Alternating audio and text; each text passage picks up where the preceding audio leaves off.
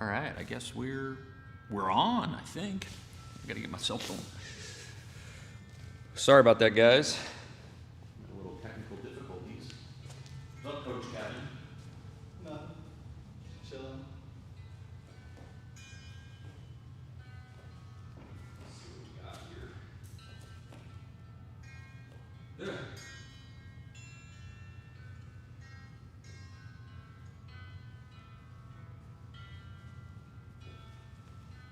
You're gonna regale us with your lyre playing. Maybe.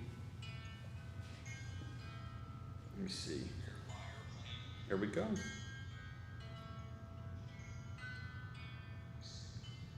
How dare you? I don't know what that means. It was very interesting because when I went to go live here, the video was like a picture of me earlier, like when I turned on the kids to Zoom, and Zoom was updated today. It was updated yesterday, but then I updated it today, so I think it must have been some sort of residual effect or something that it just did not want to. So I had to like shut down and. What's up, guys? I need to follow up on some things with you. Yeah. Because I finally read that story about the girl. Which one? The one with Dom Hoskins. Oh, yeah? And it's a lot worse. Well, it's worse than what you... Well, details... I don't want to throw out, like, names. Like, I don't know. I don't even remember the dude's name. I know he's, like, the owner of, like, the House Gracie and, like, Sacramento. I mean, he's public. This is all over. Yeah, but, like... If it's on my feed, it's on, it's everywhere. Yeah, it doesn't mean we have to name names. Well, I don't remember his name, but... I do, so I'm not... Whatever. But, I didn't quite understand as a kid. Yes. It's like 12 years old or 13-year-old girl. Yeah. And, someone got butthurt. And, but it was like he kind of seethed for a long time, got drunk one night, and he called, like, the girl's dad. Yeah. And was, like, calling him names, like, really not good names, and then was, like, calling him out and saying, like, I have a gun, and I'll shoot you. I think that was... No, I don't know. I thought what I thought happened was, like, Dom was like, I'm going to fight you because you can't say things about my daughter. And then... The dad Dom, because there's two Doms. The dad's name is Dom, and Dom Hoskins is the name of the guy, or the black belt, who... They're two different people. Oh! So it's not Dom Hoskins? No, he wasn't threatening Dom Hoskins. Okay, that's good. I mean, it's not better. Okay, so I don't know how many Academy owners are watching right now, but like how not to act, or anybody really. Like, don't call somebody's dad. Never call anyone's father. I don't care who it is, when it is, where it is. I feel like after a certain age, you shouldn't be drunk dialing people. Like, well, that's what I was coming to, right? Well, like, unless it's a local senator, like, or like someone. Like, don't call anybody up and threaten their life. Yeah. Like, that's just not, and call them, because that's just all bad. Yeah. That is all bad. I mean. Like, don't insult people, but also, like, I don't know. It's not a good look, and it exposes you to criminal liability.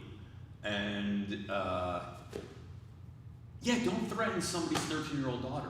I don't think he threatened a daughter. No, but I think he just talk shit. No, but like that is kind of threatening. Yeah. Right? That is a threatening thing. I mean, like, here's the thing. I have a 13-year-old daughter.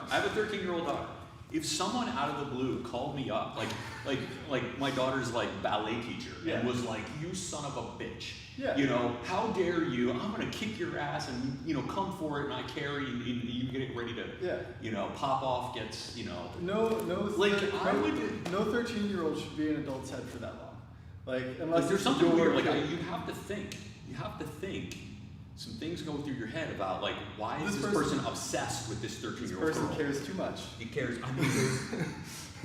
If there's somebody who should not own a jiu-jitsu school or be involved in, teaching today's youth, is someone who gets upset. That dude when needs you're some bitching. mental count. Like he needs some. He's probably gonna get it in prison the way he's headed. But I don't know. he needs some. He needs a hug or some counseling or a role model or something because he is out. But that is just unforgivable.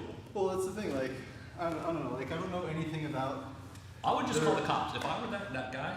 I would just call the cops and be like, I want that guy to be arrested. That is a reasonable response, especially like, I don't know, if it's repeated, then it's harassment, right? But like, you can't, or you could call a cop on someone, but like, If what? I call you in the middle of the night, Yeah, drunk, yeah. raging about your 13-year-old daughter, Is talking there- about how I want to shoot you Is- with no, the gun I like to carry. No. Because I thought it was like, you know, if you roll up, I'm carrying. That's not a threat. That's just like. That is a threat. No, that's That is like a threat. telling a person. What if he like, rolls up to him in the supermarket and he's just like in the produce section with them, and all of a sudden he's like, "Oh, you're rolling to me, homie," and then what? He shoots him. Yeah. That is a threat. That's not a threat. It is a threat. If you come near me, I will shoot you. Is a threat. Now it's not a. It's sort of a how do you put what's the word? A contingent threat. Yes. Right. If you do this, I will do that. Yes. Okay. That is a threat, right? Like if I see you, Kevin, I will shoot you. Instead, I was Is that a thinking, threat? I was thinking more of like, if you come to me in my place, I will kill you. Is that a threat? Like, if you come to my house, I'm gonna kill you. Is that a threat? Like, if. Yes, it is. I'm threatening to do something violent to you if you do something. Is it like an arrestable? It's not threat? an imminent threat, right? It's not Yeah. like I'm coming to shoot you right Yeah. now. Is it something that, like, if I told you, like, if you come to my house, I'm gonna assume you're gonna hurt me and I'm gonna shoot you. Could you have me arrested for that? I don't know. That's a good question. I don't think so. I don't 'Cause think it's so because just you're like- not. Like the assault, you have to put somebody in imminent Yeah. fear of some harm. Yeah. Like I was. Right. So told by- simple assault. Like if you're just like if you just said to me right now, Rich, if you come any closer to me, I'm gonna kick you. Yeah. Well, then I'm not in any real threat, right? If you're just standing there or sitting there and you just say, Rich, don't come any closer to me. But if you start coming close to me while you're saying that, right? Now that's an assault because you're trying to kick me. You're trying to close the distance. I just happen to be moving in this Yeah, direction, well. kicking my. Well, see, foot. that's all very innocent until you have a gun in your hand and you're, or whatever.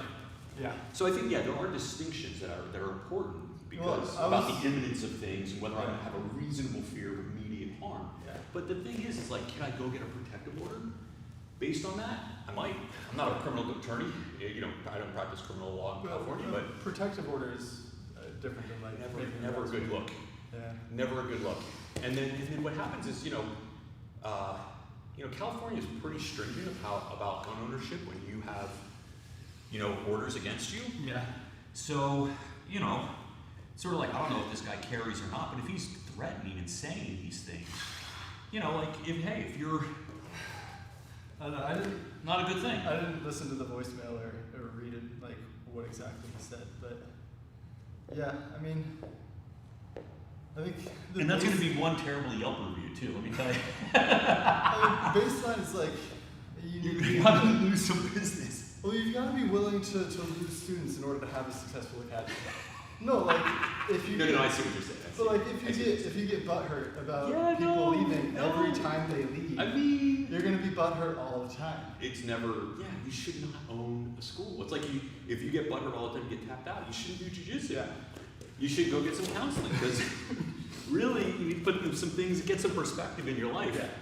Like people aren't gonna put jiu-jitsu first in their lives, and even if they do, they're not gonna put your jiu-jitsu first in their lives, and there's no obligation for them to do so. Man, I feel sorry for this dude's like girlfriend or wife or maybe I don't know, but I don't know. It's sad, really. But like the girl is now doing very well in competition, so the guy is obviously like okay at his job, like. Or maybe he wasn't, and maybe she's only doing really well now that she's in a more positive and supportive environment without a whack job lunatic. I mean, the way as a Dr. coach. Hoskins put it was that she outgrew the gym. But still, like, she outgrew the gym while she was in the gym. So she, like, benefited from the gym. But then, after a certain point, it's like, it's natural for people to move on. But, Yes. I mean,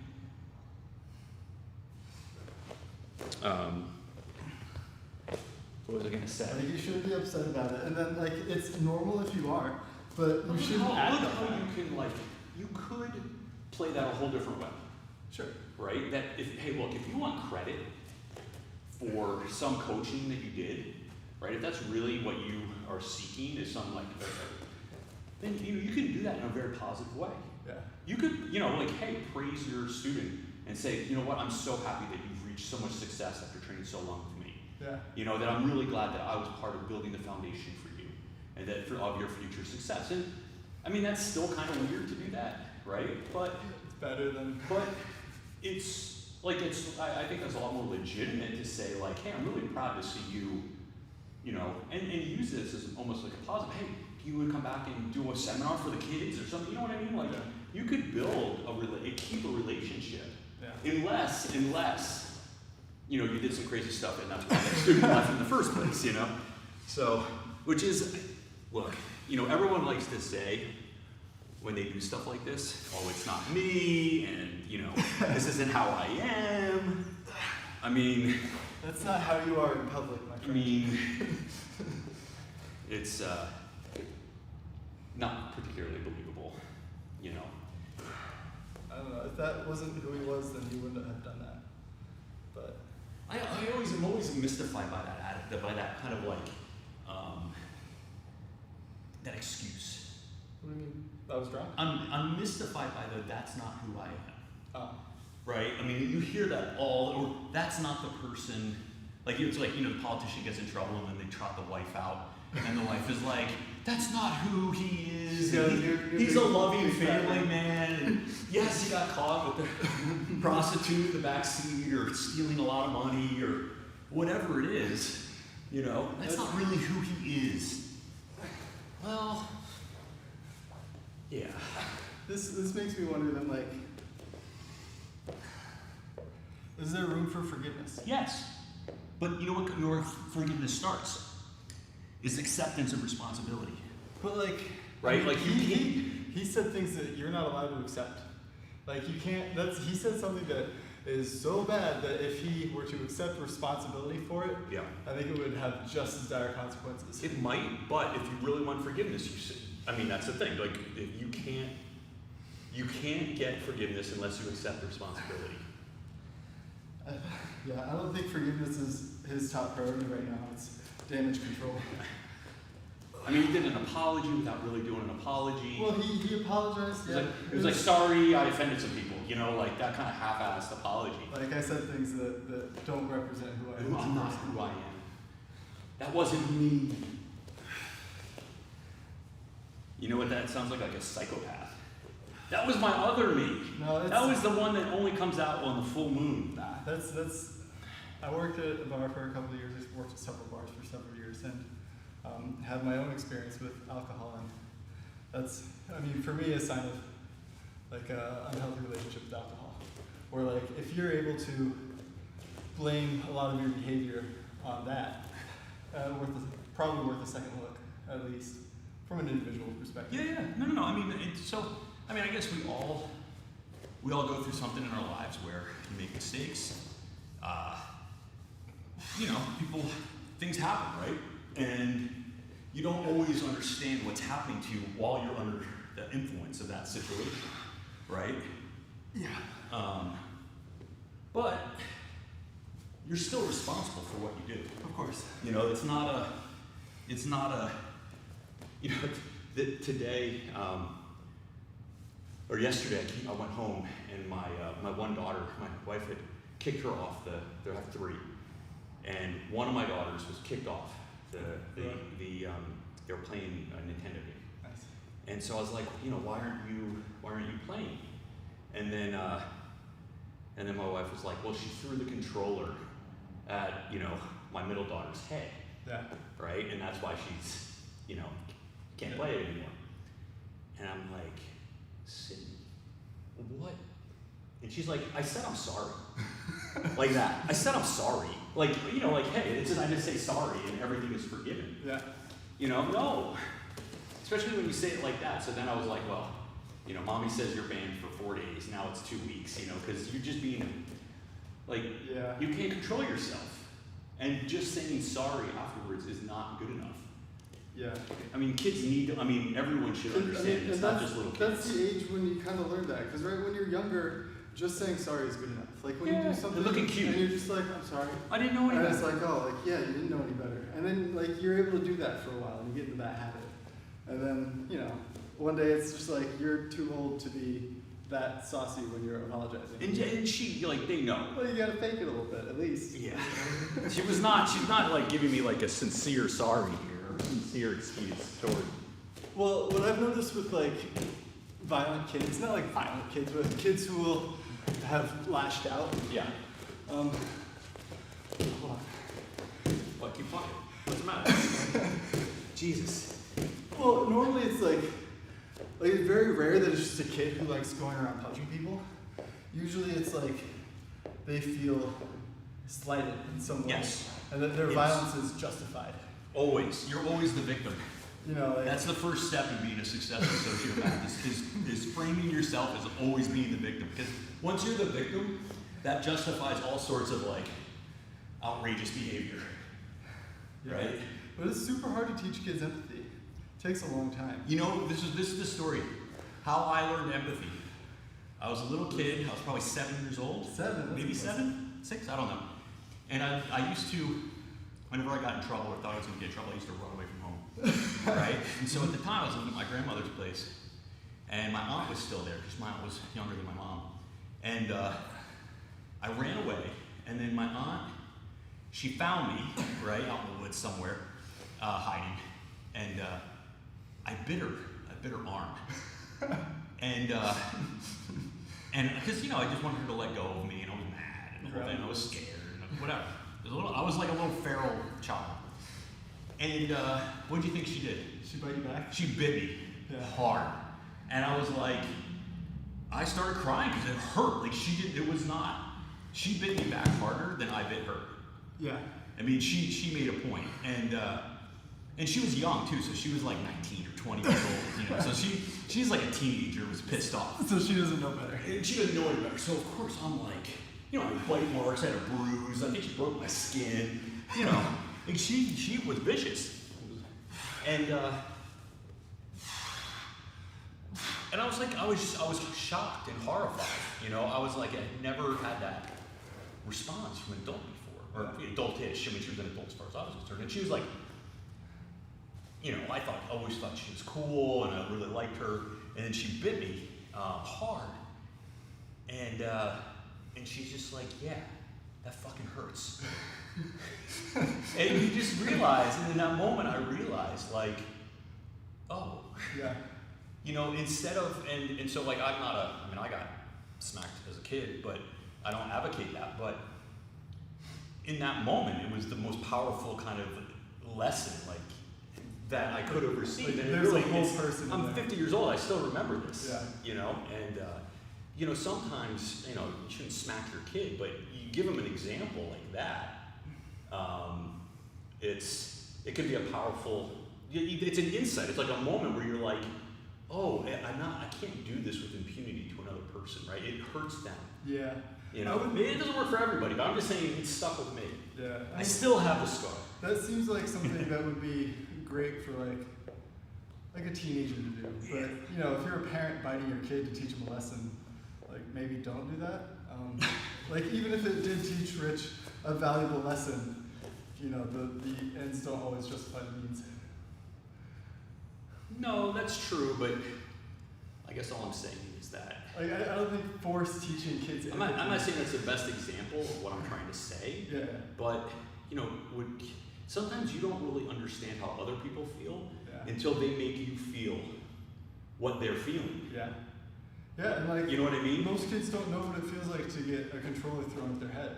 So, you know, when you get mad. So that's what I do now. I just throw my controller at my daughter's head all the time. Well, now she'll know that And now if she she knows. does it. No, but I don't know. Well, I feel like, yeah, most of my learning experiences with like empathy, are like not when you feel good. It's when someone makes you feel bad, and you're like, oh, like this is what it feels like when this happens to me. Oh, so this is what this feels like. When other people are experiencing it, Yeah. that makes sense. You know, it's That's why people who really hate themselves treat everybody else like shit. really. I Yeah, thought it was because the they just opposite. hate themselves. Huh. No, I'm just kidding. I don't know. I'm not a psychiatrist. That's what makes sense to me, you know? I always thought it was the opposite. If you don't like yourself, you really worry about other people around you, and if you like yourself a lot, you tend to not. Well, I think if you really like yourself, then you don't really care what other people think of you, maybe. But it doesn't mean that you're not sensitive to how they feel. Sure, you just use it to. I mean, I would say that like most criminals don't have like high self-esteem, in my experience. I don't know. That doesn't mean to say that they don't think they're the smartest person, but I don't think experience bears out that theory. Because they're criminals who've been caught, so. I haven't dipped deep enough into the criminal underworld to have a solid picture about how they're like. They're not pleasant. it's a dark and very scary place. Speaking of dark and very serious, scary places, I was reading more about the Capitol invasion, Yeah. and you know, I was just struck by how stupid those people are. Why? Well, where do you start? If I'm planning on committing a litany of basically violating every statute, criminal statute in the Code of Code of Federal Statutes, it's not the right word, the statutory code, I probably shouldn't talk about it beforehand on internet, social media. Mm-hmm. I probably shouldn't like pose for pictures and get videotaped Interviewed. in the process and interviewed. I probably shouldn't brag about it on social media afterwards. Why not? You know, well, unless I want to go to jail. Yeah. I mean, It just seemed like well, you're standing up for freedom. and I kind of like here's the like what was the point? Was the point to go and get like a photo op in Nancy Pelosi's desk for haha? Like, yeah, you know what? I'm gonna get a lot of likes for this. You know, I'm sure he did get a lot of likes for that photo. And then he got arrested today. What was the leadership like of that group? So amorphous at best. So then it doesn't seem like they had an overall purpose. It was like they were They there, probably had different and purposes, then right? they got And it let into a ranged place. from just like Yeah. stupid to like really murderous. You know, there were a few people that, you know, I saw some videos, there were people that were you know, looked very, very angry and violent. Mm-hmm. And then there were people just milling around. Mm-hmm. So there's a range of things. But here's the thing I'm always a big believer in like weighing risk versus reward. Mm-hmm. Okay, so In terms of what? in life, everything. Okay. Right? If I think it would be cool to be at a protest, right? Mhm. Okay, it's cool. I like to go. It's my First Amendment right. I can go protest where I want. Okay? Yeah.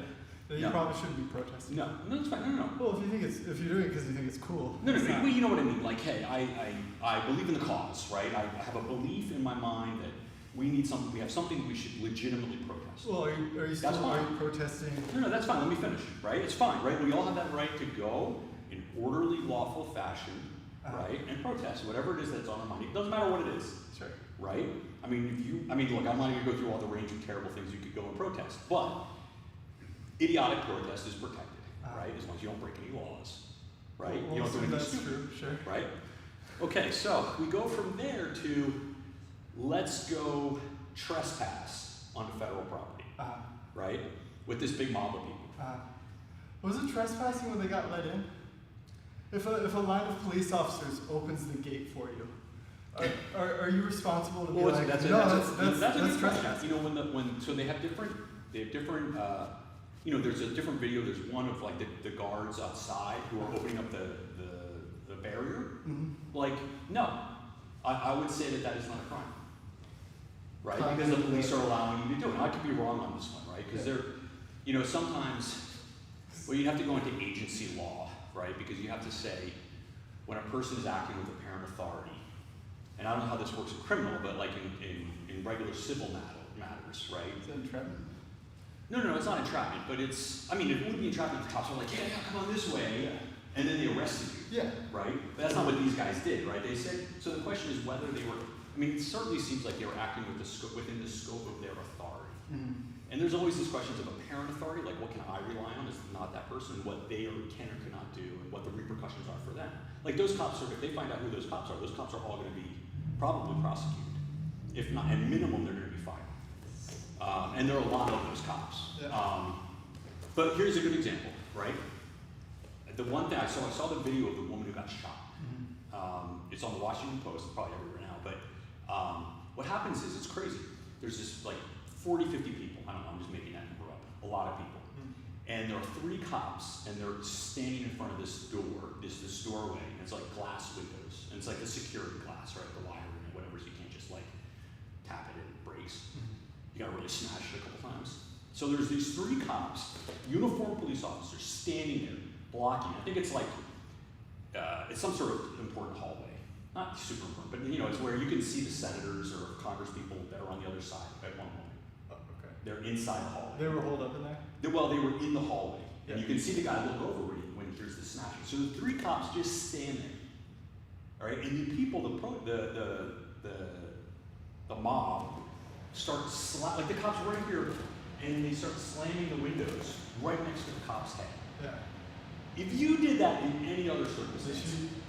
no, wait, dude, let me finish. Right, this gets worse. So the people are all like, "Hey man, we love you. We don't want to hurt you. Get out of the way." You know, like what they're telling them that they, you know, like, look, we're on your side. You're on our side, right? We supported you when everyone hated you. Just step aside and let us go through, right? So the cops stand there for like a minute, and people are like slapping the doors, and they just stand there. They're not even scared. They don't look nervous. They're totally blank. They don't do anything. So then, the guy who's doing the camera, who has the cell phone, who's recording the whole thing, you hear him say, "Bro, just let us go through. There's more people coming. I don't want to see you get hurt. Just go." Right? They go, right? Who's that? The cops. They go to the side. You see them sit there and watch the protesters smashing the door down. And so what happens is they're going in, they're smashing, whatever. And the woman, at one point, they knock out the window. Now, at the time they're doing all this, you see plainclothes security filling up the hall. And there's a guy right at the doorway with his gun drawn. And they say, like, look at the gun. There's a gun. He's got a gun. They're still smashing the windows, right? And the cops are still just, they see the gun, they leave, Yeah. right? Smashing the window, they smash out one of the windows, and the woman goes to jump through it. That's when she gets shot and killed, Yeah. right? So that's an example of the police moved, right? They didn't open the door, Yeah. right? So you couldn't argue in that situation like, hey, the cops let us. Yeah. Now, I don't know what the orders were, what they were doing. Maybe they were just told to be there, be calm, there was help coming. Yeah. I don't know. You know, don't make it worse. I don't know what they, but it was pretty damning video, and I don't hope if they did it on purpose, they deserve all to be fired, right? If they just abandon their post and let these people walk, you know, smash the doors, then they're worse than the people, to me, Yeah. right? Because you're sworn to protect. Like, it's a dangerous situation. I'm going to say it. It's an easy call to go pull your weapon and shoot somebody, right, or threaten to shoot them, but that's their job, right? They're sworn to protect the people inside. So I'm not saying they did or didn't. I'm just saying because you don't know what they were ordered or what they were supposed to be doing there. But if I'm a protester, the fact that the police let me through to like go swarm in, that doesn't let me off the hook all the time. Sometimes that's a tactic where you like have people come in and then you flank. Yeah, I mean, I don't know. The cops in their defense, they didn't seem to leave until, but they weren't even like, "Whoa, stop!" You know, they weren't like, "No, you can't come in here." They didn't say anything. You know, it was a very bad look. But the idea that, I mean, look, it's kind of like if someone leaves their door open, and I go into the house with the intent of doing something illegal, the fact that you left your door open doesn't give me Yeah. As soon as the you- right to, you know, it doesn't give me a defense. Yeah. Now, if you put signs in that said, "Hey, you know, come take what you want," well, then, you know, okay. Yeah. So, I mean, it's a, you know, and these, I don't know what, what they were actually expecting to find inside. Yeah. You know what I mean? Like, it just in terms of like, what do you think? Like, I assume, this is my working assumption, is that if I go in violently with any kind of like charging into like a government facility, there's an excellent chance that I'm going to be shot. Yeah. But you might also Right. find their big hoard of gold. There's probably no gold. I'm pretty sure there's gold. And if you do have gold, how are you going to get it out? It you know? started by wizards. It was so, I mean, it's just, I don't know that, it's like, they're What are like you doing? really dumb Yeah. traders. They're like really dumb. They're really dumb. Traders? Yeah, they're traders. I mean, the whole point. I thought you meant like business traders. Like No, like stocks. traders, like Oh, people, I okay. mean, your whole point is to go in and interfere with like a democratic process, right? You're gonna, I mean, you're was going it to the goal just to, violently like- stop, you know? Just interfere with business as usual? Like, was that the plan? The plan was they wanted to stop the certification of the electoral college votes. If that doesn't happen on that day, can it never happen? No, because they actually went into the next day. They're at least supposed to start, the way the Constitution reads, they're supposed to start on that day. Yeah, so And it's presumably in a normal situation, they would be able to finish. But like you go and disrupt things and they're like, all right, we can't do it today. And you They would just do it tomorrow. Yeah. Or the I next mean, even if they had shut down the Capitol or burned the whole place down, like were they they would have just gone somewhere else and done it. Yeah, right? Like so are they like biding time for something? No, I mean they're just. Just hang out, have fun? There's no, like they don't seem to have had a very clear. And some of them seem like they're just tourists that go in there and they just look around, walk Yeah, around I mean, hallways. most of the pictures I've seen are like Still against the people hanging law. out. Still against the Sure, law. against the law, Right. but It's still if I just trespass on someplace and say, hey, I just wanted to see the sights, you know. I've never been in the rotunda before. I don't know. I've never been in a mob before. It might be cool, you know. Some people get caught up. A lot of them seem to be having a very good time. Yeah. Yes, that's true. There was a very festive atmosphere when they weren't, you know, getting shot, beating police officers with fire extinguishers. They killed the guy. They killed the cop. You know, wounding like 50 other cops Yeah. in the process. But most people. You know, are doing that. other than that, Other than that. they were trying. They were basically triumphant. Yeah. You know, and yeah, they're all going to get prosecuted now. They're So all going to go to jail. is- Like that's the thing, right? Like, what do I get out of this? Is violence never an acceptable answer? No, I don't, I think it can be an acceptable answer, yes. Wait. So it can't. Sometimes. It Sometimes. can't. Sure. So presently or just like in the past where it belongs? You know, like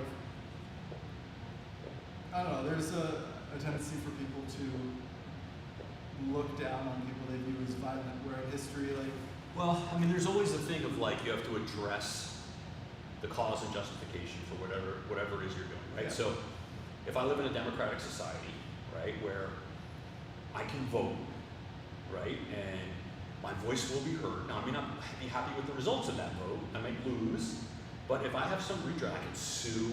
You know, like I have all these different avenues with which to advocate what I think should be the right way of going about things in our society. I have all these nonviolent ways of doing that, right? I can write opinion pieces, you know, I can sue in the courts, I can try to lobby, you know, my representatives, right? You know, you have all these different ways of legally and peacefully advocating for whatever it is your perspective is. Or no matter how ridiculous. You know, David Duke, who was like a member of the KKK, like a leader of the KKK, he could go and run for office and win public office, right? Like you don't even get disqualified for public office if you're a neo-Nazi or a KKK member, right? You can go and actually serve in the government, be part of the government, yeah. right? Then no, you can't be violent without breaking the law and deserving of being prosecuted. But if you live in a totalitarian state where none of those things are available to you, right? And the state is one that abuses its people past a certain point. Like, so we have authoritarian states all over the world, but they don't they haven't, I guess, done enough bad things to justify their people rising up in rebellion, right? Like Saudi Arabia is not a democratically, you know, particularly enlightened place, but they treat their citizens, the Saudi citizens at least, pretty well. So the Saudis are like, yeah, we don't care. It's like Singapore. Singapore's got a very authoritarian bent, Yeah. but it's one that is, at its heart, at least historically, is taking care of its people enough that they don't rise up in rebellion, right? So let's say, play this out. Let's say these people had been successful yesterday. All right, they had burned the electoral college votes and they had taken over. There had been this coup, right? And so then all the people who voted and had their democratic will overthrown, what is their recourse? More democracy. More, yeah, let's vote again so we can have another coup, right? So if you've taken over the government by force and you maintain the government by force, Sure. then you have, in my mind, zero legitimacy, right? You can't come back and say, no, you guys can't be violent because we have all the courts and things like that. No, you bypass that. Your legitimacy is zero. Well, what if you're not looking to overthrow or do a coup on the government? Like you're just trying to, make changes within the government, like Well, I mean, there's lots of nice ways to do that. Well, because we were talking yesterday about like the civil rights movement and like the different groups of like black leaders. You had like the peaceful movement with MLK, and then the BLA, the Panthers. Yeah, with the Weatherman. Muhammad, what's his name? Elijah Muhammad. And, So he was Elijah Muhammad, I believe, was the Nation of Islam. Yes. Right, and Malcolm X. And I feel like, at least in my childhood, we all like heavily studied MLK and like how he took ideas from India and their peaceful protests, brought it here, and by banding together and working as a community through peaceful means, they were able to affect change. Yes. And that's something that I've always really believed, and I've always really looked up to MLK and like Gandhi for these reasons, like the ability to affect change without violence. But at the same time, like while all of these peaceful protests were going on, there was this brewing group, multiple groups who were willing to, take up arms and fight for what they believed in. And I feel like without that group or that threat of imminent violence, the peaceful protest wouldn't have been the acceptable alternative. I went back, I think one day you asked me, why kind of the civil rights movement kind of died out, in a way. And then those more radical groups never really continued on, right? And my understanding is that they all burned out. Their members were all killed or sent to prison. They were essentially criminals, right? They were, if you criminalize their activity. No. Well, here I'll give you an example, right? The BLA, at one point, I think this was the end of the BLA, effectively, they started robbing banks in armored cars.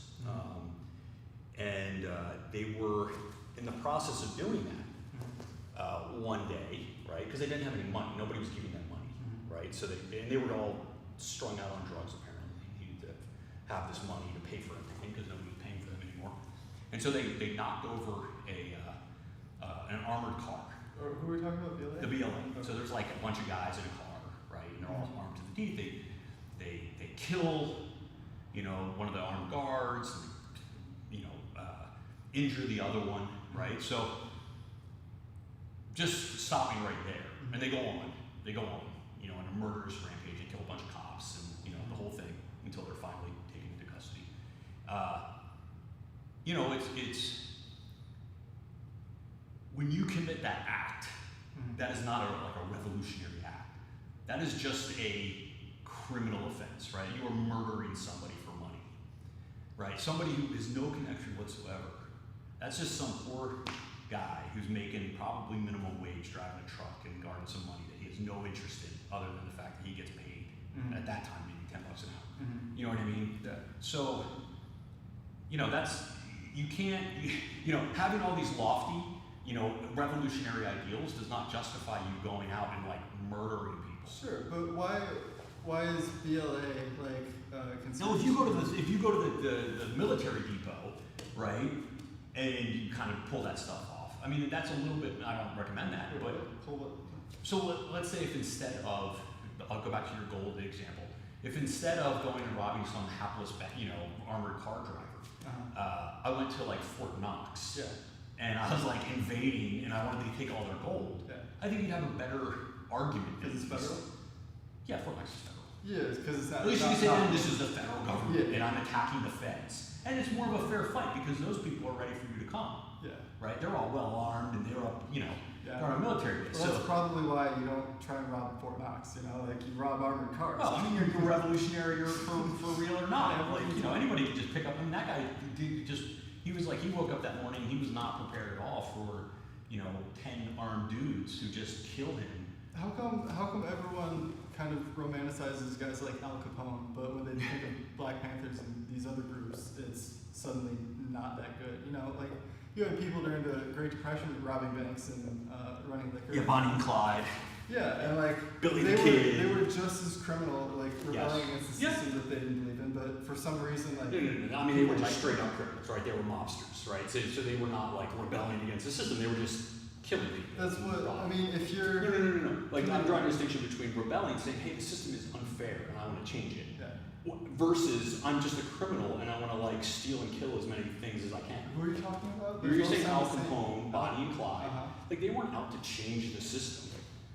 They were 100% for just themselves. Yeah, but you're talking about these people over here were not to change the system; they were just over here for themselves. That's what I'm talking about. Like Bonnie and Clyde, these monsters, Al Capone, all these people, they're not But revolutionaries. people actually like kind of historically appreciate Al Capone. Like he's famous. So why do they do that? Because they're not smart.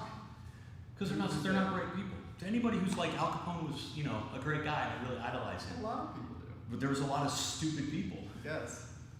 I don't know, but like It makes me question, like, what exactly? A, do you know anything about Al Capone? B, Yes, what parts of Al Capone do you admire? He's a good leader. Okay, maybe. I don't know. But Who was the guy who would rob banks and then like destroy all the mortgage papers inside? I don't know. That was a good That one. still doesn't make you a good person. I mean, a lot of people really liked him because Yeah, during I'm that sure. time, like he I'm saved sure a people lot were of like, people's that's cool, but come on. I mean, if you feel like the banks were the reason that you're in poverty, then knocking over a bank probably isn't against Yeah, the there's law. look.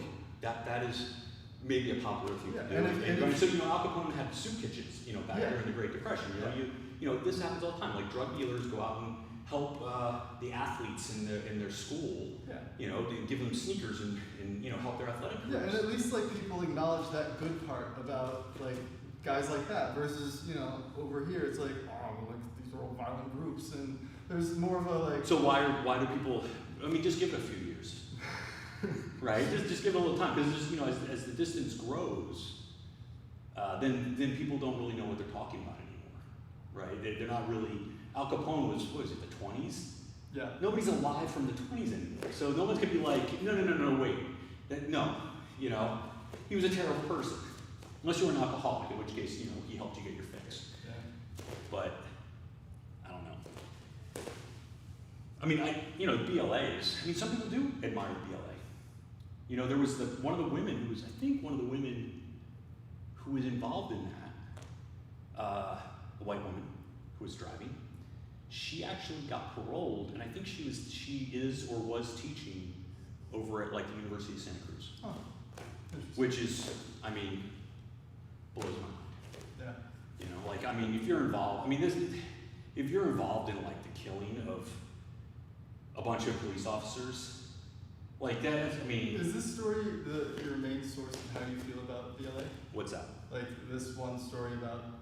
No, I haven't heard too many good stories about the BLA. What about the Panthers? The Panthers, my understanding is that they kind of started from one point in one place, and then they kind of spread. Yeah. But it was not like, my understanding, I could be wrong, is that there wasn't like one central, Bobby Seale and, what was the other guy's name? Eldrick, or Bobby Seale, it was Cleaver, I think, that they were imprisoned off and on throughout the 60s. And so the leadership of the Panthers was very decentralized. If you went to the New York side or the East Coast or you went to Chicago, they were loosely affiliated, but it wasn't like a top-down organization. Yeah. It was like, oh, I want to open up a chapter of the Black Panthers over here. And it was like CrossFit, right? You just, okay, here's the general program, you do what you do, Yeah. And as time went on, they devolved into more, they sort of attract more and more of a criminal element, and things devolved from whatever it was originally that the Black Panthers were about, which, my understanding is not particularly off. It's like, they don't want to have police, brutality and everyday traffic stops, and so that's their origin, which seems to me like a decent origin, but along the way they recruited some very bad people or made some very criminal decisions. So Well, yeah, I've been reading a lot about not reading, I've been watching YouTube. videos about like government involvement with trying to break down these types of groups, counterculture. Yeah, they were not. I mean, this was J. Edgar Hoover, Yeah. and they were not playing games. I mean, they said that. One of the things that the feds would do is they would, get these guys to turn on each other, right? So they would make it look like somebody was an informer. Yeah. They would call out, they would make phone calls, they would seed all this distrust, and then That was they would kill each other. And it would just set off, these wars between the different chapters and the different people, because the feds would just, they just like the match and then walk away. Yeah. And they had all, they bugged everybody, and they knew where all the pressure points were. And this was during the Red Scare as well, right? Like they were really worried about communism spreading. I guess this was, I'm sure that's true. It may not have been the height of the Red Scare, but it was still very much. I mean, if you look at at least the government justifications for the Vietnam War. Yeah. Well, I thought that was part of the reason why the domino theory. The theory of why they killed MLK was not because of his religious affiliations or his group for the civil rights, but in fact he was had communist leanings and people didn't like that. That's just. I mean, that just sounds like it sounds like something like a post hoc, justification or a rationalization for pretext. I think is the word I'm looking for. But it's interesting where we have these rights to assemble, but then historically there have been groups who have been systematically destroyed by institutions that are in charge. Well, I mean, again, it's if you are impatient and right, regardless of the early justification of your cause, right, whether it's justified or not, if you're impatient and you cross over the line into criminal activity, yeah, but then the response is going to differ than if you're just marching with your sons. It is very interesting when you would start your criminal activity when I'm thinking of the crack cocaine epidemic. People who kind of got pushed towards criminal activity when they wouldn't otherwise have done so without outside intervention by some parties. It's. I don't know what you're referring to. The idea that these groups just dissolved by themselves into criminal activity and weren't taken apart, I think, by larger organizations. I'm sure that there was. Wasn't that the war on drugs, right? Reagan actively cited that they were trying to arrest minorities, basically, or have the right to arrest minorities. There's a quote that I forget, but it was if we criminalize drugs and we criminalize this, Right. Then we can get all the hippies and all the blacks in one group, and all of our problems will be solved. I mean, it wouldn't surprise me if Reagan said something like that. Yeah, But and Reagan was I also think one it's in charge definitely of gun true control. that people were, that the war on drugs. I mean, the war on drugs is a pretty amorphous concept, right? I mean, I remember getting the "Just Say No." If you're a white kid in the suburbs, you got the Nancy Reagan commercial saying "Just Say No," right? And then, but if you were a black kid in a poor area, in an urban area, you probably just got extra police patrols who, would roust you or A small weed. search you Yeah. or whatever, to imprison you or whatever. It was a very different thing. But I think the sense was, there was definitely a sense of out of control violence and a sense of they wanted to restore order, right? And I think maybe that the disparate effect of the disparate enforcement of the laws, depending on where you lived and what color your skin was not something that they really, which was a feature, not a flaw of the laws, right? Because it was just seen as there's a more violent incarnation of this drug use over here versus over here. Now, I don't know if, what the actual story is, and I'm sure there's many different stories. It takes a lot of people to pass a big, raft of laws like that and enforce it. But, there's no doubt looking back that had a much greater impact on, African American communities who, didn't contribute to, drug use any more than, any other group. Yeah. But Yeah. But again, change the system peacefully.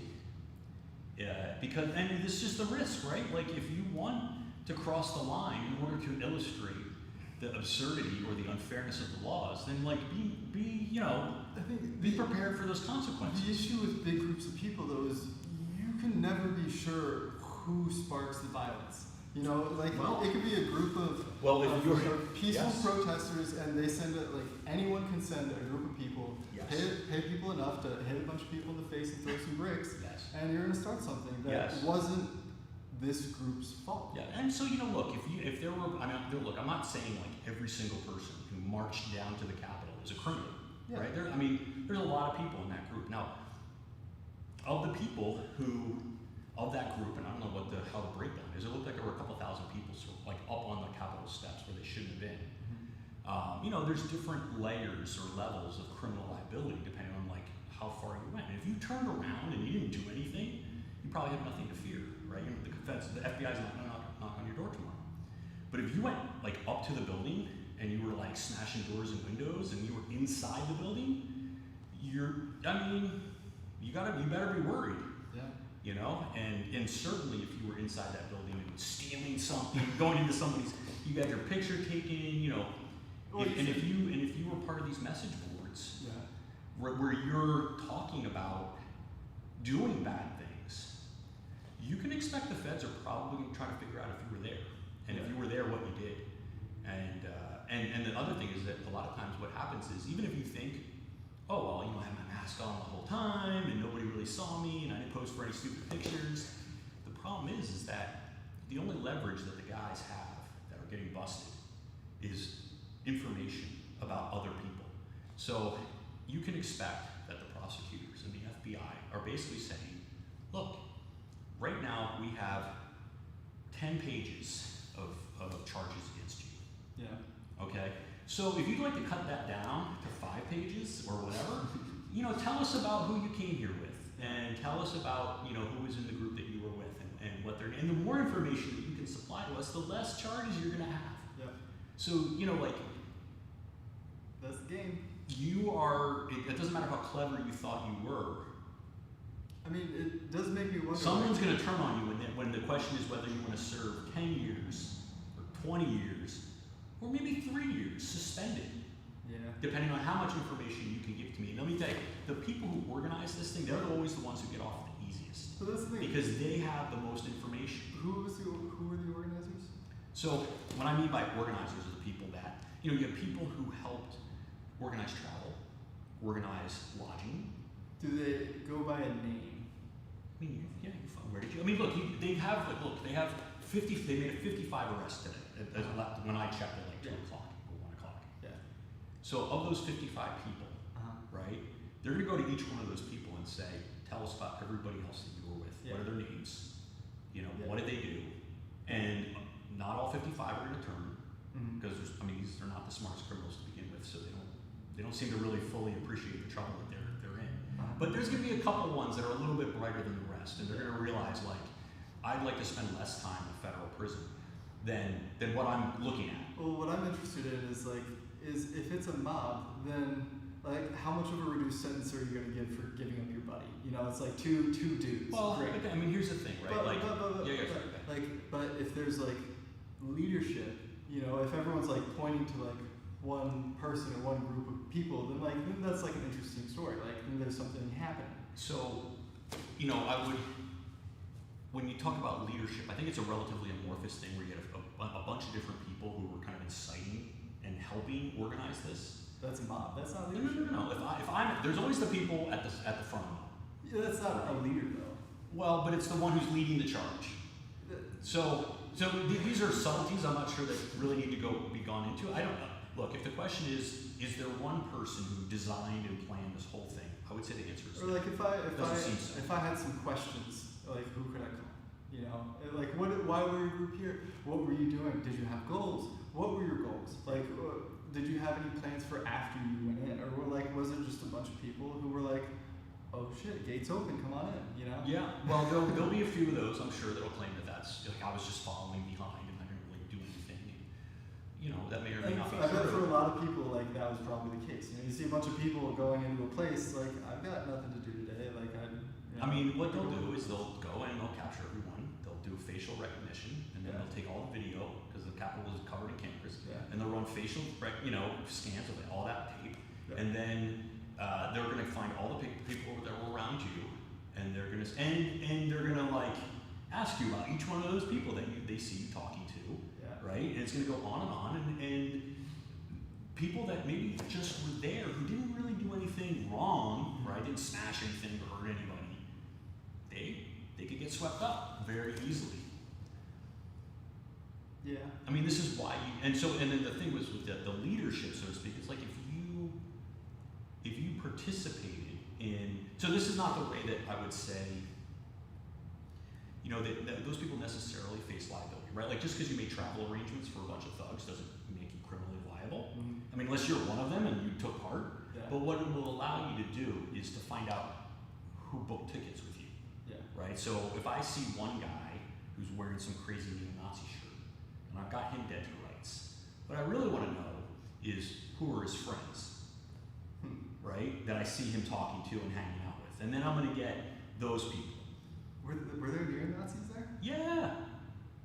They're waving Confederate flags, and you have people that had like the 6 million isn't enough t-shirts, That's definitely, it's not, that's white not power, So, like it's just, this is why I don't go to any protests. Although if you go to like the women's rights protests, you're pretty sure it's not going to like get too happy. But it wasn't a neo-Nazi group.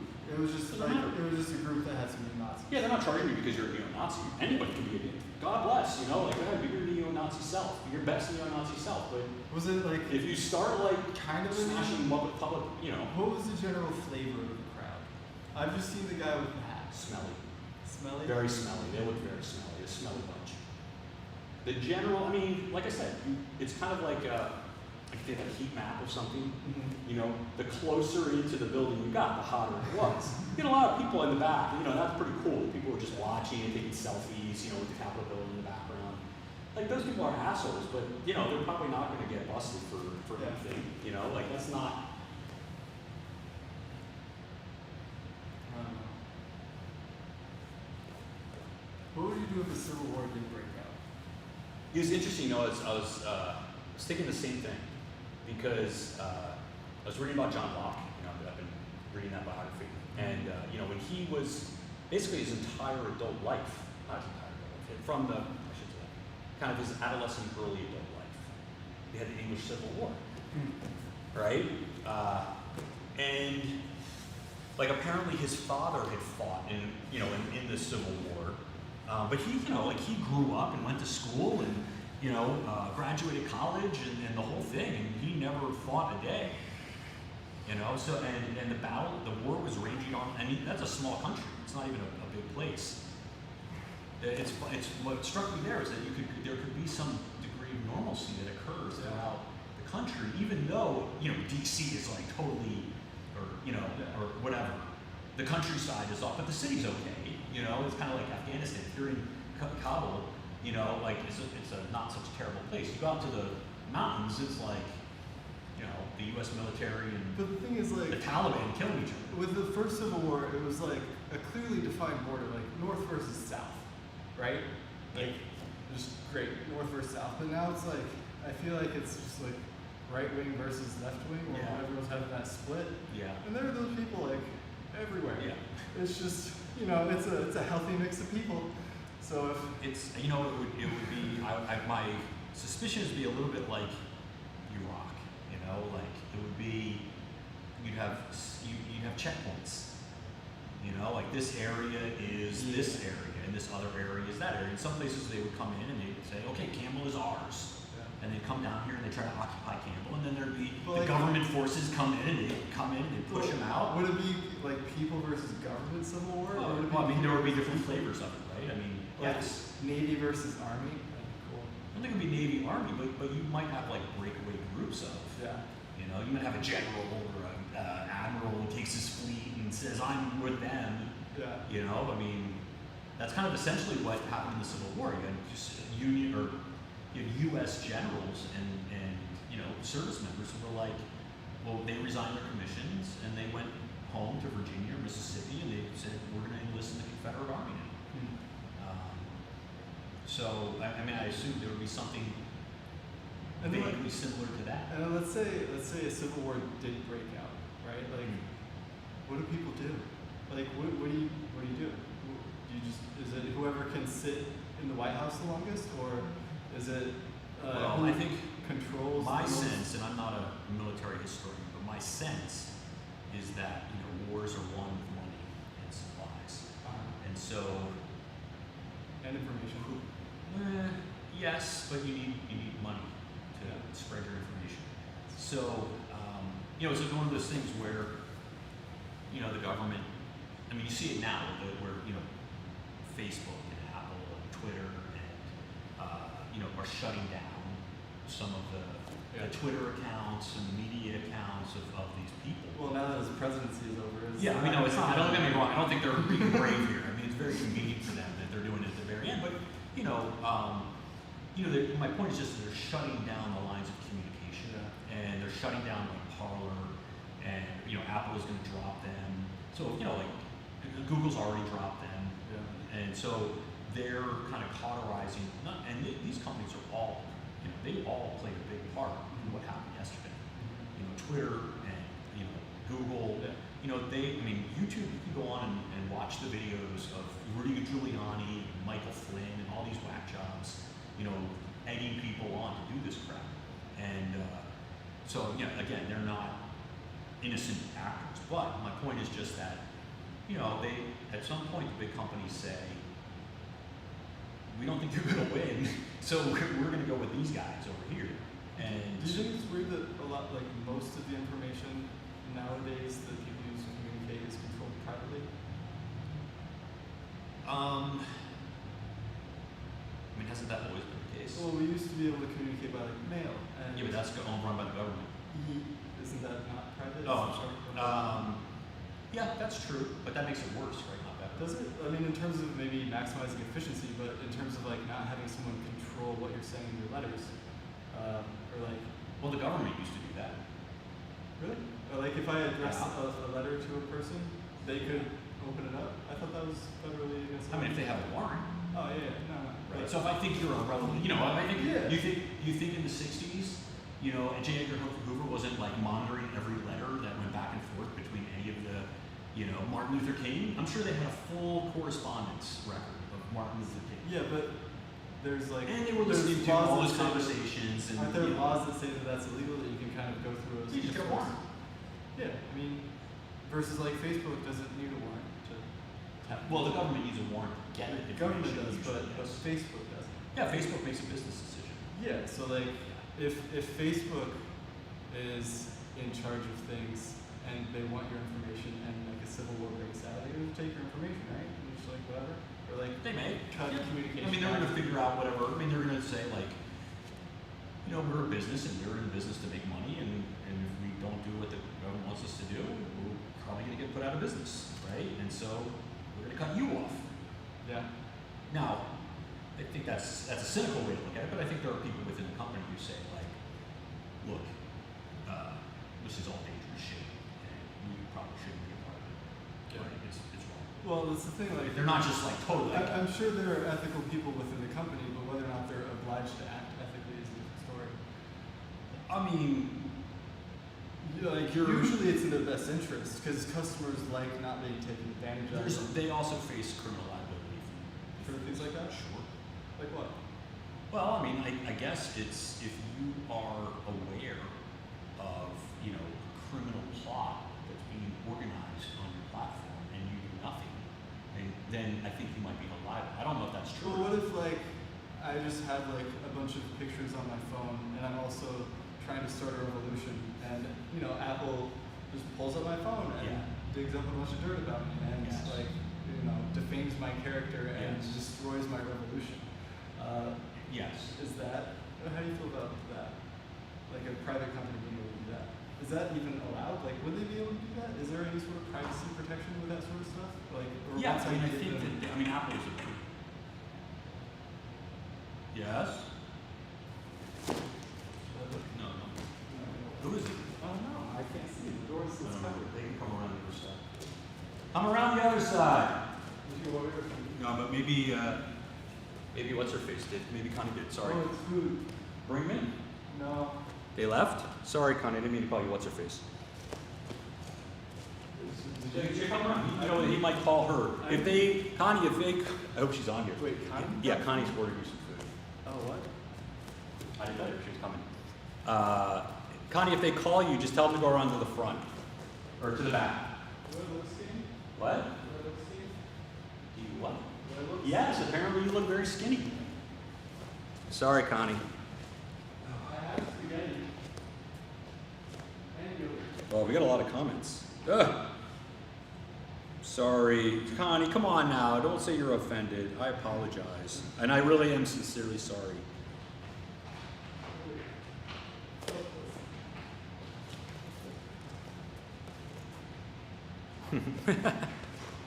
You guys crack me up.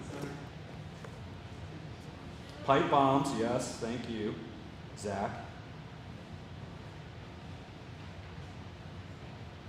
Thanks, Connie. Thank you, Connie, as what Kevin says.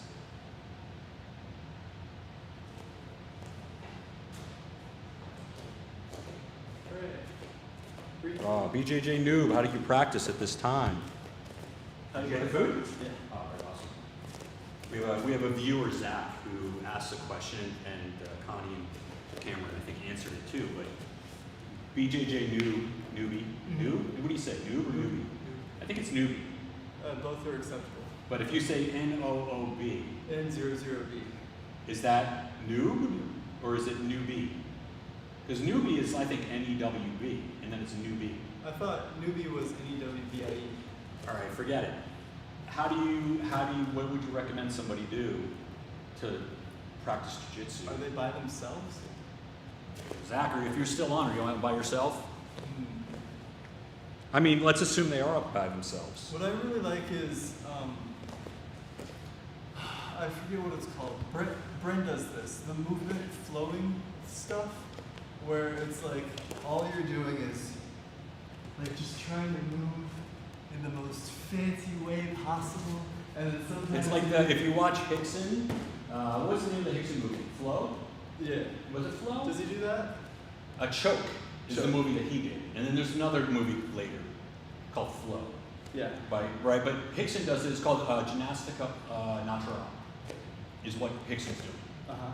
The natural gymnastics, I guess. Yeah. But it's these movement drills are definitely really cool. Yeah, movement training is really Yeah. good.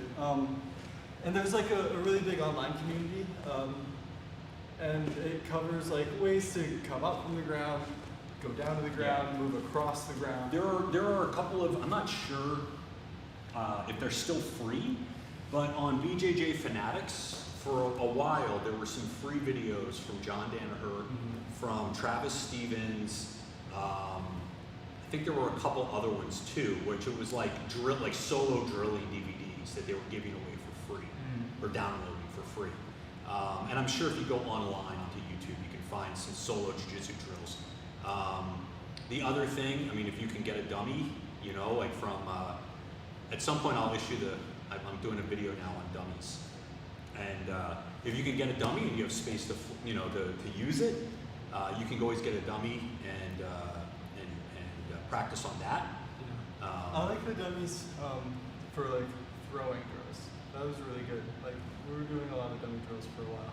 I think, like my favorite thing with the dummy drills is throwing, right? And then doing something on the ground and then getting back up and throwing again. And so it's, if you just throw the dummy around 50 times, like that's awesome. Like and you'll get a good workout and it will translate to real throwing.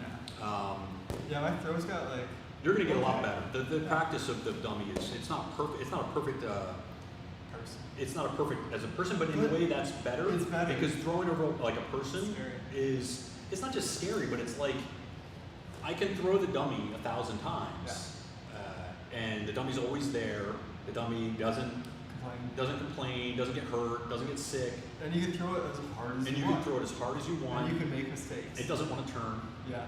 Right? So you know, you can get a good workout just throwing the dummy and really improve your skills, but then, you know, there's a lot of stuff ground-wise that you can do. It's not perfect, right? It's not as good as just training, but there are a lot of drills that you do with the kids or that we've done in the past, and then you can start combining them. And I always thought that it was a good way to, you know, if you want to work on, you know, getting up and down, you know, changing your levels, you know, dummies can be very useful. I would recommend. I mean, we had the Feiruki that we covered, which is a grappling dummy, like on the ground. I actually think it's good, but I think that the standing dummies are a little more useful. Yeah, because in terms of getting like a workout. Because that one's good for like technical work, but Yeah. it's and like ground and pound, but it's hard to stand up. Yeah, you can't stand up. It's pretty light. I guess you could fill it with heavier stuff. You could, but it would make it even less useful Yeah, it wouldn't. as can't stand. as a throwing dummy, right? So this is really built to just kind of sit or lay down, and you can do a lot of stuff with this. I really like this dummy. I think it's really useful, right? It's very like a person, you know. You can do different things, but you can't throw it. Yeah. Or you can, but You can, but it's kind of silly. yeah, it's not heavy enough to fit in. But no, you can't. Like even if you got it heavy, Yeah. right? And then you kind of It can't stand like up. you can't stand. Yeah. Get up. This is a person who really wants to play guard. Yes. Anyway, so and then I think the other thing. I mean, there's so much stuff online to just watch. If you really want to see, kind of like what jiu-jitsu can look like. Jiu-jitsu people really like kettlebells. Oh, have you- kettlebells. Have you seen those big maces? You don't get the mace, Maces. and don't hurt yourself with the kettlebells either. The Yeah. kettlebells are dangerous. Yeah. I love kettlebells, but you don't want to drop that on yourself. Well, you don't want to drop any weight on yourself, but No, but the kettlebells are like If you're- particularly, if you're like throwing it, it's basically. and then it's a like the kettlebell. maces are like, The they're like- maces are cool. they're cool, but like you're gonna. Yeah, you're gonna torque your you're gonna shoulder hurt out if yourself. you don't. Yeah.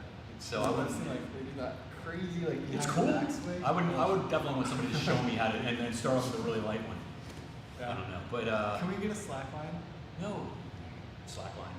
Why? Because like it's pretty good.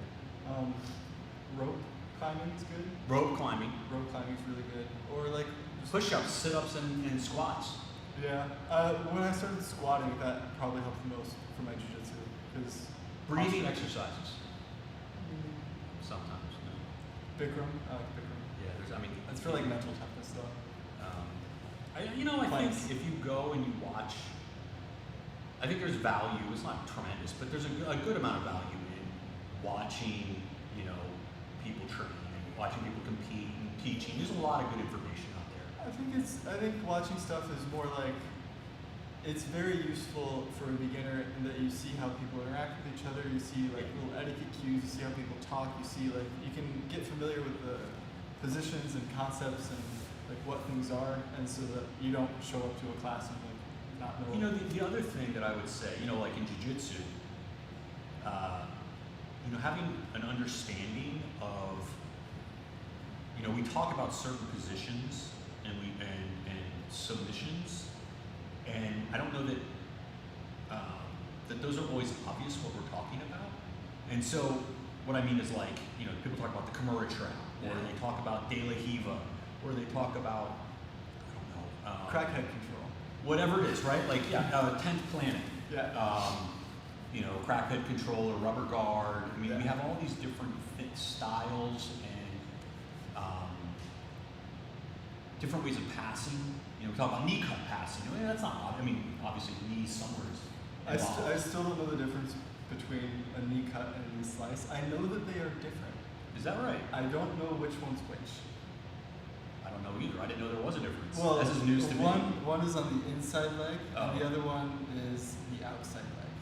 No, yeah, that's right. Right. So if I'm approaching you, I think this one's a knee cut, and then this is a knee slice. Oh, I see. And then it alters like how I deal with your Okay. body overall. I mean, I think, you know, I wouldn't recommend going out and buying anything, but like you can go online and you can like look at what De La Hiva is and like how people would deal with it. Like you can at least build up some sort of intellectual understanding of what we're talking about, Yeah. right? And so, Jiu-jitsu memes are really good. Like, I What don't know, memes? like if you understand a sub community's meme culture, you know, you're gonna be able to fit in. You know, I think it's gonna be different from different places. You know? but you go to a school and someone says like wrist lockers, and you know it'd be like wrist lockers. You know, it's just stuff you pick up from silly things like that. I guess. It's important. I don't know. You don't want to be the only person who shows up on their first day without a pineapple. I don't know what that means. You don't need a pineapple, I guess. I don't know.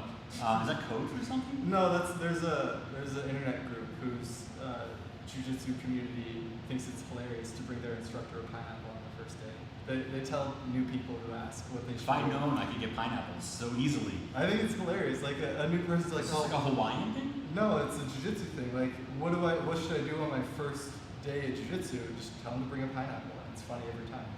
Okay. Wouldn't you be confused if someone I'm brought confused you? right now. It's Just even talking like about if someone came in, like it's my first day. I don't know anything about jiu-jitsu, but I know I'm supposed to give you this. I would like that person. I would be inclined to like the person. I would think they're odd, but I would definitely be like, okay. What a thoughtful I person. mean, if somebody gives you a gift. But like if someone Well, gave you know what? That's a very Asian thing because like Asians, they like the, you know, like gift exchange. that gift. You know, you go to someone's house for the But first it time can and give also- them fruit. It could also be an attack, right? Have you ever like forced someone into an obligation via a gift?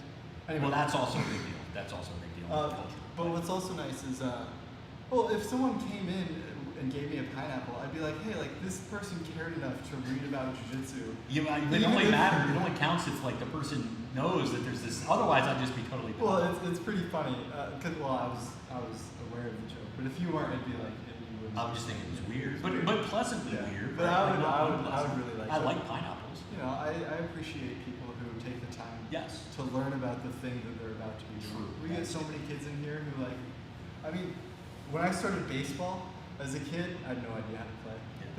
They just assumed I Stand knew. here.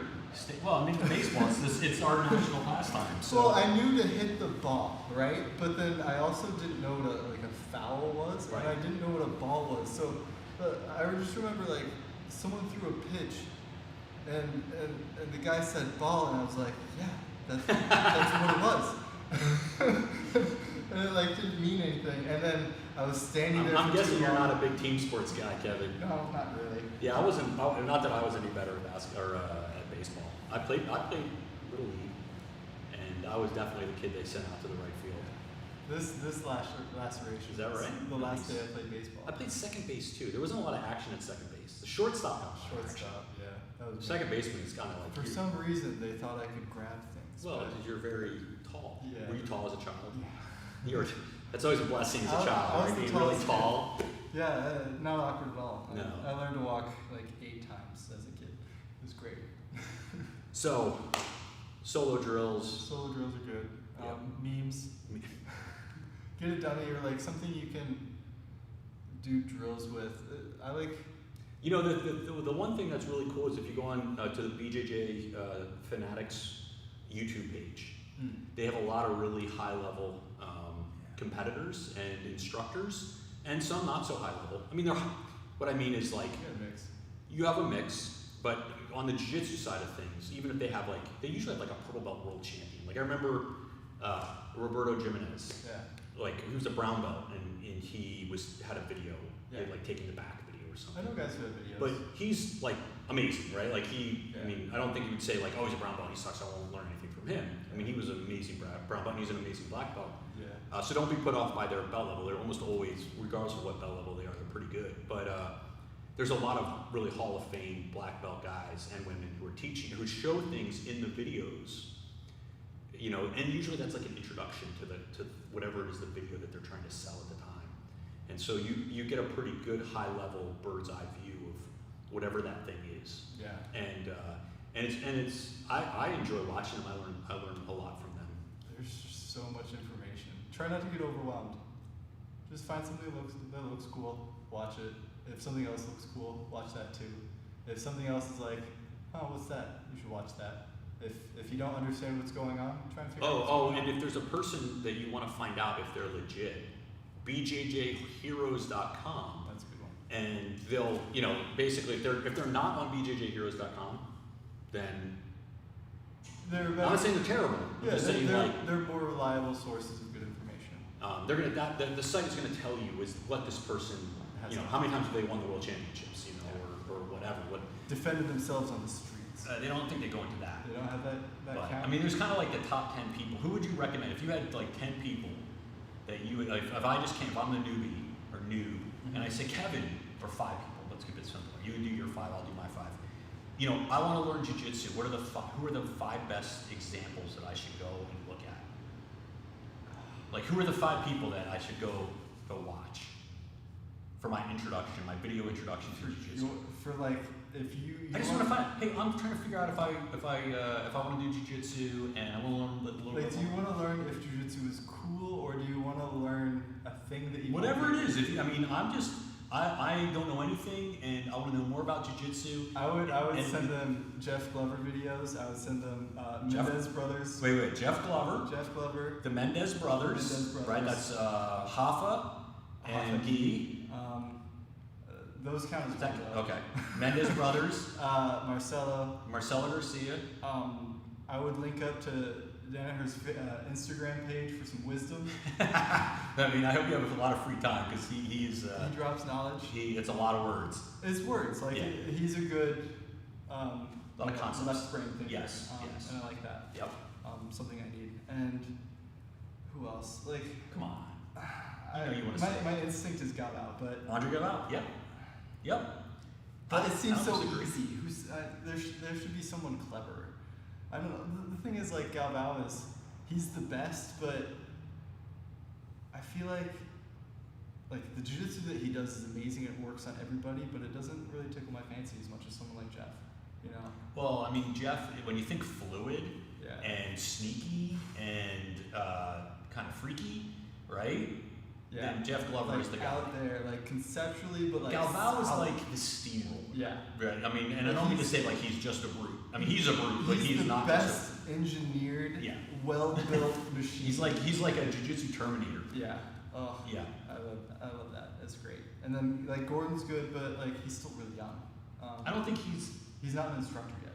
he is not a great teacher. And all of his instructors have that short chick that is really weird. You don't It's like that? Like, like I don't want to learn how to do jujitsu on little people. I'm not. Can I do my 5? Yeah. Oh, so I'm gonna try not to Not repeat. not repeat. Right? Are I'm you try to just keep it gonna 5. give the like equivalence, right? Like No, because I don't know what. like the Jeff Glover would be like Kai Terra. So, well, Kai. I mean, that'd also be a great person to go and watch because he's pretty darn good.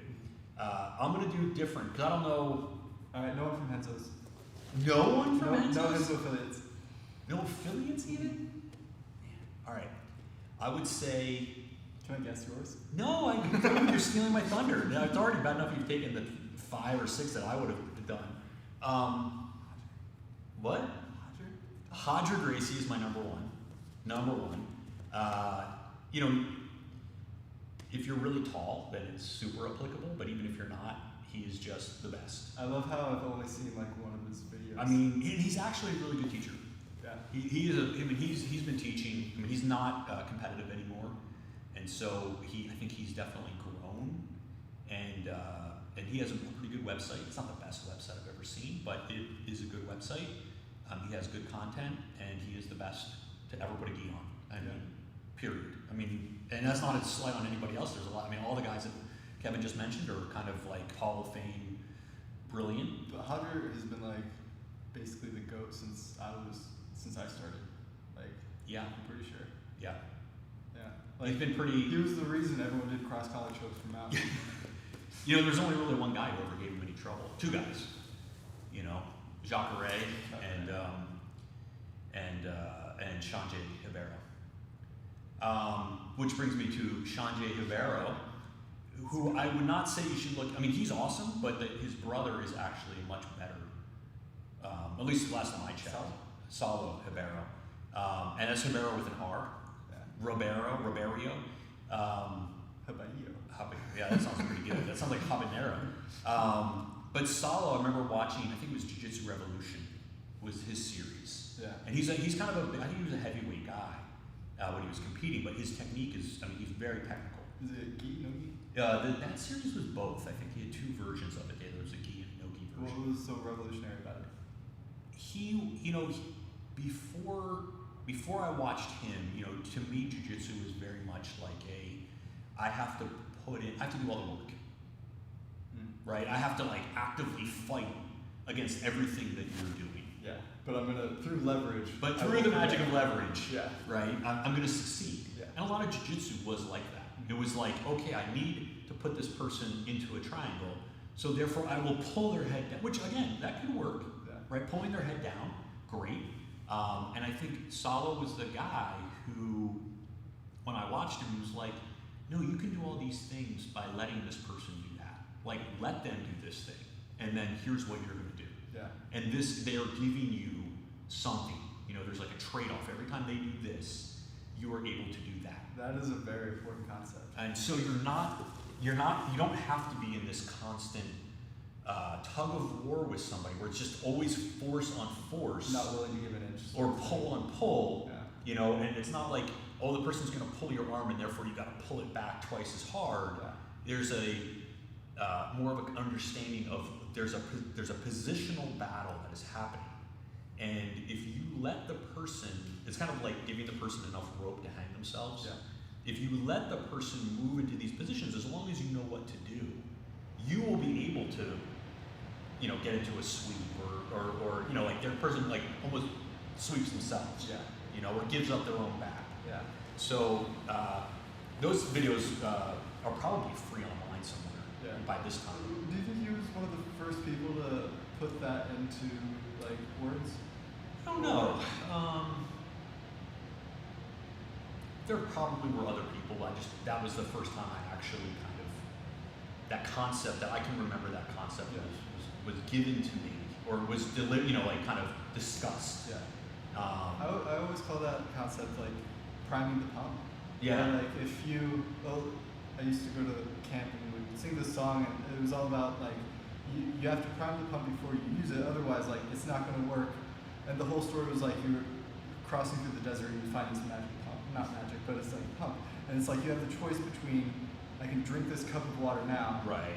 or I can have faith and make sure that like I'll prime the pump will provide me with all the water I need. Like if you're not willing to put out that, like give up that little bit, that thing, you're not going to have the water from the pump. Yeah, but good. you have to I like have that analogy. you have to have faith that it's going to work. Yes. And otherwise, like. And I remember, I watched that and I went off and I started doing it and it was like working. And I was like, oh wow, jiu-jitsu is a lot easier when you don't fight every. And I think that efficiency, like in terms of like fitness, like I think a lot of times people who want to get ultra fit, not at the highest levels you have to be ultra fit, right? And everything being equal, the fitter person is going to usually prevail. But you don't have to be as fit, like. Or you're not going to get as tired by using that kind of jiu-jitsu. Yeah. Now, as you go up in skill level and competition level, you have to have the whole package. You can't do one or the other. But if like for me, I'd go in, and I'm not the biggest guy in the room, I could use that idea, that concept, to defeat a lot bigger people, and even sometimes better people, who weren't expecting that out of me. Especially as a beginner, white belts, blue belts, they have a tendency to just resist. As opposed to actually take what you have, right? You go in a little direction, they pull you, right? It's like Kazushi. That's two. This is hard. Salo Hodger. Braulio Estima is pretty good. He's good, but like, He's one of the best ever. He's one of the best ever. Competitors ever. He is actually a pretty good instructor. Yeah. He has his own website. I'm sure there's a lot of stuff online. And he's beaten everybody. Yeah. He's beaten everybody. I just know him through the footlock. The Estima lock. Yes. But no, I mean his, gi, no gi. He's had a very long career. He's another Gracie Baja guy, like Hodger. Mm-hmm. Not a huge guy. I've trained with him. Just amazing. Just amazing. He's friendly. What does that mean? That means that he will smile and laugh. And then smash it. And if If you cross him? no, it's not. I don't even think it's crossing. I think that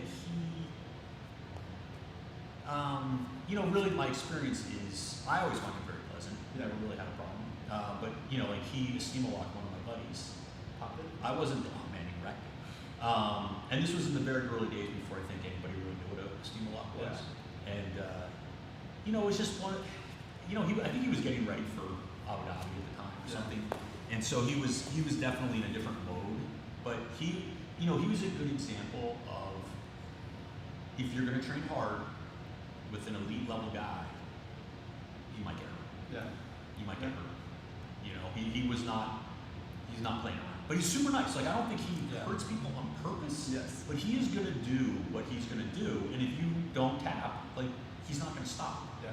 So that's not true of everybody, but like, I've encountered those. at least in people. that terms of my, Yeah. I mean, I remember I was watching him on his website. He has a whole thing on his steam locks, and he popped his partner's foot in the demo, and he laughed. You know, like it was. But he is awesome. He's, I mean, in terms of just pure technique, he's super smart, super well spoken, a very good instructor, and again, I think he's one of those guys that are kind of underrated in terms of like, you're overshadowed. You know, he's not in the competitive scene anymore, Yeah. but people forget how good he was. When was he coming up? Was that like 2000? He's been around for a long time. I don't know. Okay, let me go next one. Number 4 now. What? Number 4. Number 4. Okay. Braulio, and then I like how. Are any braces on this list yet? no braces. Should we throw one in there just Uh, because? I can't say Henzo because you barred. Yeah, that was like how I thought of it. Well, Hunter's yours. It's an adopted. No, it's his mother is through his mother, but his father's also a black belt. Yeah. Mauricio. Ryan Hall. Ryan Hall. Oh, Ryan sorry. Hall. I thought you were saying Nicky Ryan. Oh my God. Yeah, Ryan Hall. Ryan for sure. Hall. For I mean, sure. he's a smaller guy, right? So I've given like 3. Well, Braulio's like a middleweight. Yeah. Saul's a heavyweight. Hodger's a heavyweight. Yeah, they're big guys. Ryan Hall, super smart. He's more of a no-gi guy. Yeah. More no-gi. Now he does MMA. Nobody ever wants to fight him Yeah, it's weird. because he just is a genius Yeah. and does not want to like brawl with anybody. He just wants to heel hook everyone, and he does it Well, well. he'll like spinning kick you and then roll onto a heel hook. It's awesome. But, He is. I mean, I love it whenever a jiu-jitsu guy makes the transition and does well in MMA. Yeah. I mean, of course, because that's what I love. That's the dream. That was the whole point. Yeah. Yeah. So Ryan Hall, I think, is awesome, and he's just a great. I mean, he's an innovator and he's a great teacher. Ryan Hall should have been on my list. Yeah, you regret that, huh? Yeah. I went with Glover though. So Ryan Hall is like the guy who I think. I mean, and then Carina is Yeah. another guy who watching him move is probably more helpful than having him explain it. Yeah. But he's got a lot of stuff out there. Cabrina is amazing. Between Cabrina and Ryan Hall, now Cabrina actually has in the past had beaten Hoffa, right? Ryan Hall never beat Hoffa. Yeah. But like in terms of the very lightweights, and then of course there's what's the other guy who's Bruno Malfacini, who's another guy who just his movement is just out of this world. Like that. Yeah, that whole bunch. Like Kyle, Bruno. Yeah. Who's Mikey? Mikey Musameshi. Yeah. The only thing is like when you watch their matches, if they're fighting each other, sometimes it's very boring to watch. They're getting 50-50, and then they sit in there, and then one tries to get up, and the other one sweeps him, and it's not very pretty jiu-jitsu. The best matches to watch of those guys are when they're like First in the round. middle of the rounds, like they're in the 3rd round match or 4th round match, and the guy's really good, but they are no match for any of those guys. So Bruno Malfacini, Kaio Terra, Mikey Musameshi, Jeff Glover is another guy who's amazing. Ryan Hall, Cobrinha.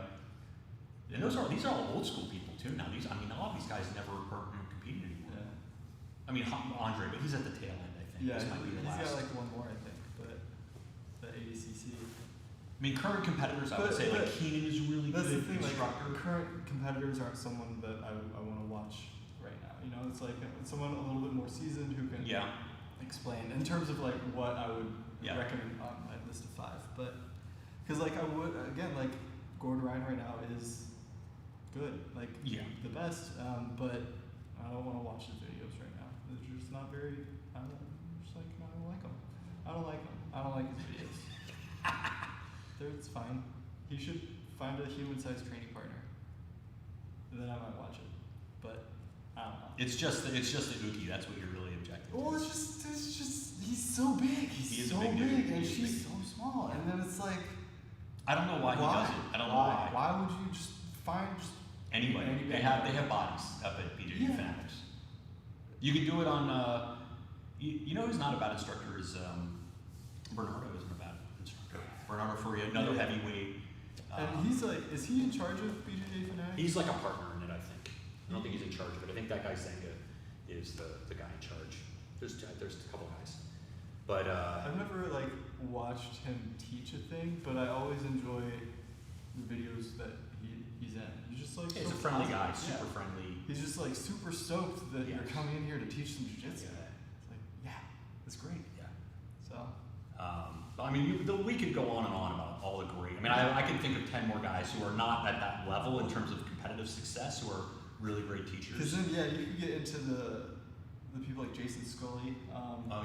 Like all the guys who will go in and break down matches, Yeah. break down competitors, break down ideas. And I mean, the other one is like BJJScout.com. Yeah. That guy's really good. I don't know if he's still putting out videos, but his videos that he put out were really good. yeah, like super in-depth analysis, and it's just when I was starting, I really appreciated that like engineer's perspective in jiu-jitsu because like it gave me some concrete method to latch onto. Right. Now it's different, but like back Everybody's then, got a it's- system, man. They're all accessing levers and making wedges. Yeah, wedges everywhere. But it's nice, like someone who has carved out a clearly defined path that works for them, and just listen to them, and even if their technique doesn't vibe with you, like the way they go about doing things or thinking things. I mean, the other way you could go about it is you could say, like, what is your current, like, weight or size? Like, Yeah. I'm a heavyweight. I'm 6'4". Yeah. You know, It's then like, what look could I do?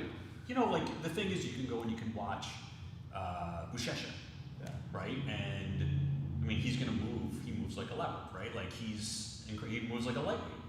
I don't know.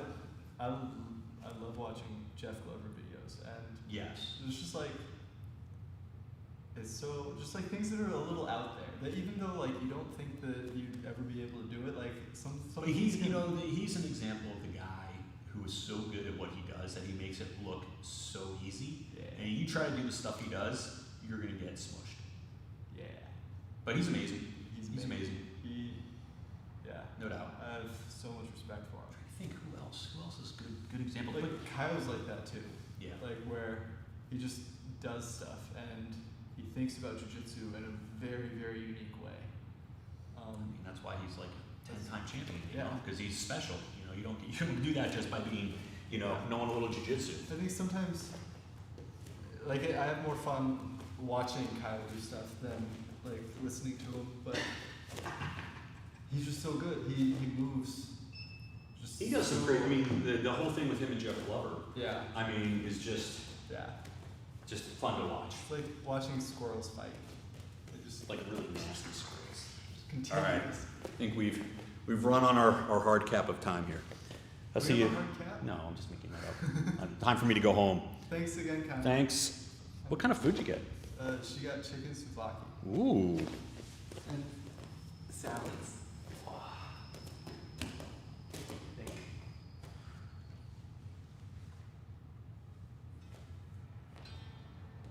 What are we doing here? Have a good weekend. Wait, is it Friday or Thursday? Right. It's Friday. Have a good weekend.